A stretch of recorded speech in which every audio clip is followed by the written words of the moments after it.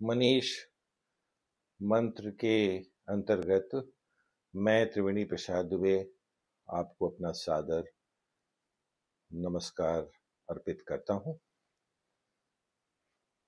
आज मैं आप सबके सम्मुख अपनी एक कहानी प्रस्तुत करने जा रहा हूं।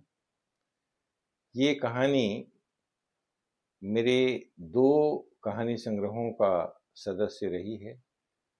सर्वप्रथम यथार्थ कहानी संग्रह और उसके बाद मेरी वर्ष 2022 में प्रकाशित त्रिवेणी कथा कानन का भी सदस्य थी। कहानी का शीर्षक है पहचान।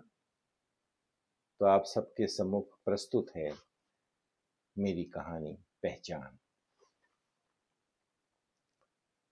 भोर भ्रमण की प्रथम बेला हो चुकी थी। नगर के प्रमुख पार्क में कुछ प्रबुद्ध नागरों का प्रवेश प्रारंभ हो चुका था। एक भ्रमण समूह उद्यान के मुख्य भ्रमण पथ के 2 चक्कर लगाने के बाद एक स्थल पर खड़े होकर क्षणिक विश्राम का आनंद लेने लगा। उनके निकट ही एक अधेड़ व्यक्ति खड़ा था जो सभी गुजरने वालों को गहनता से निहार रहा था। समूह का सबसे संवेदनशील सदस्य उस अधेड़ की मुद्रा से आकर्षित होकर उसके मुखमंडल को ध्यान से निहारने लगा। उस गहन अवलोकन की प्रतिक्रिया उस एकल व्यक्ति के मुख पर हुई।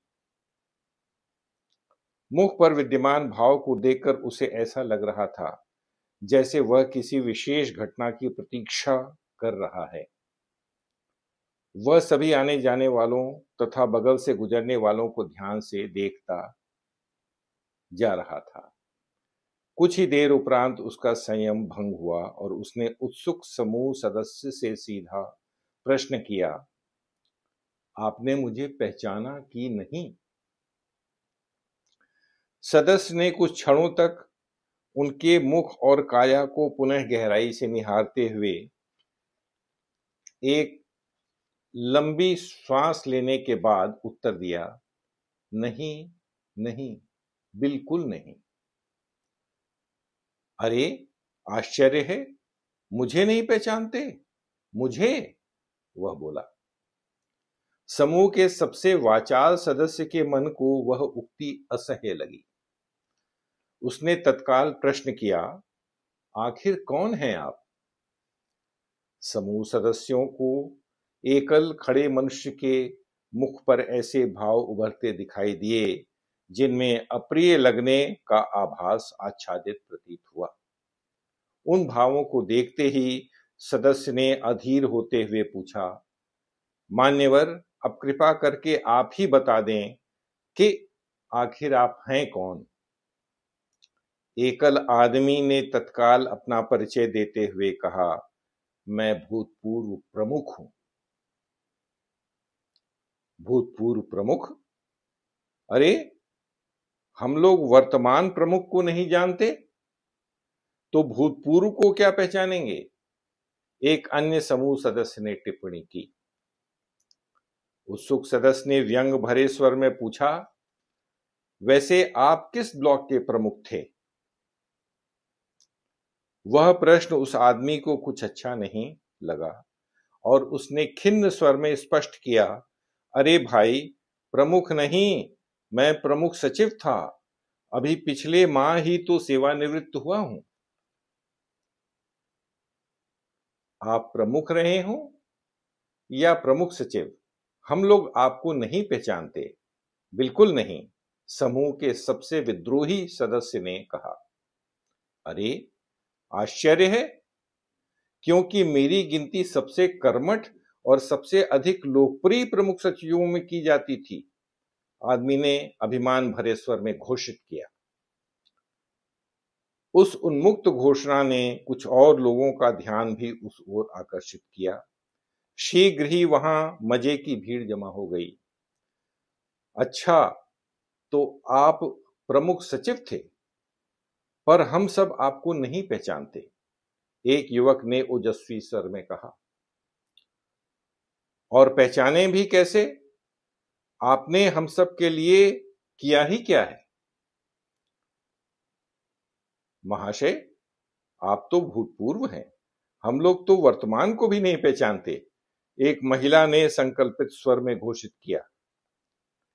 एक अति जिज्ञासु व्यक्ति ने उत्तेजित होते हुए प्रश्न किया, क्यों पहचाने कोई आपको? बताइए, क्या पहचान है आपकी? और वैसा करते हुए आप अपने सेवा काल के चमचों और चाटुकारों के जाल से बाहर निकल कर सोचें। भीड़ से घिरे एकल सेवानिवृत्त प्रमुख सचिव की उस समय तक विचित्र स्थिति हो चुकी थी।